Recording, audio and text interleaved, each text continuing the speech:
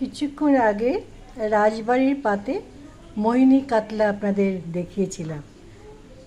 গরম ভাত, মোহিনী কাতলা, তার সাথে একটু রায়তা হবে না?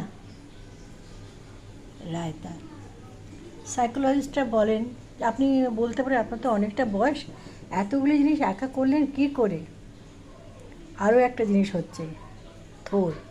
দাঁড়ান দেখিয়ে নিয়ে আসছি। থোরটা যদিও এখনও হচ্ছে, আমি টেবিলে সাজাতে পারিনি, তাহলেও আপনাকে দেখিয়ে নিয়ে এসছি। থোর মানে কলার ভেতরের যে কাণ্ডটা, সেটা তো মানে গুণে ভরপুর। এই দেখুন থোর। তবে কি এটার একটাই মুশকিল, এটা কাটা, তারপর তাকে মানে প্রসেস করা, মানে অনেকটা সময় সাপেক্ষ। সেই জন্য লোকে অনেকে জানলেও করতে ইচ্ছে করে না।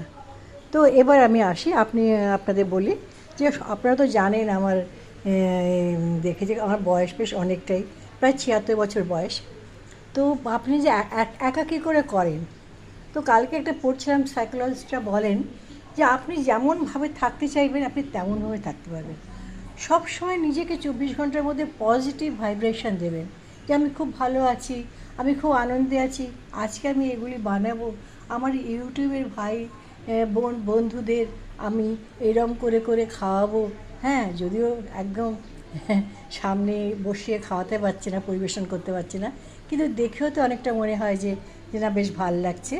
তো এবার আমি রায়তার কথাটাতে আসি, যেটা আসল আজকের এখন।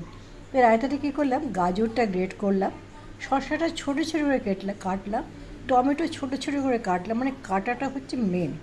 এবার এগুলোকে রেখে রক সল্ট দিলাম আর ব্ল্যাক পেপার দিলাম। দেখুন কী সুন্দর চেহারাটা লাগছে। এইবার দইটাকে খুব ভালো করে ফেটিয়ে, মানে এত ফেটাতে হবে যেন ওটা একদম মনে হয় যে লবণের মতন হয়ে গেছে। এবার ফেটিয়ে নিয়ে ওটাকে এটার মধ্যে ঢেলে দিলাম। পুষ্টিগুণে ভাবুন, শসা, ক্যারট, আর পেঁয়াজও আছে, পেঁয়াজ আর টমেটো, এই 4টে উপকারী জিনিস আছে। আর এখানে জানেন তো একটা খুব ভালো যে কিষাণ কানেক্ট, ওদের কাছে আমরা সব সময় না মানে অর্গানিক জিনিসটা পাই, দাম তো অনেক কম। কিষাণরা যেভাবে মানে কাজটা শুরু করেছে, ঈশ্বর যেন সহায়তা করেন, ওদের বিজনেস যেন অনেক বাড়ে। তো যাই হোক, রায়তাটা দেখে আপনাদের নিশ্চয়ই খুব ভালো লাগছে।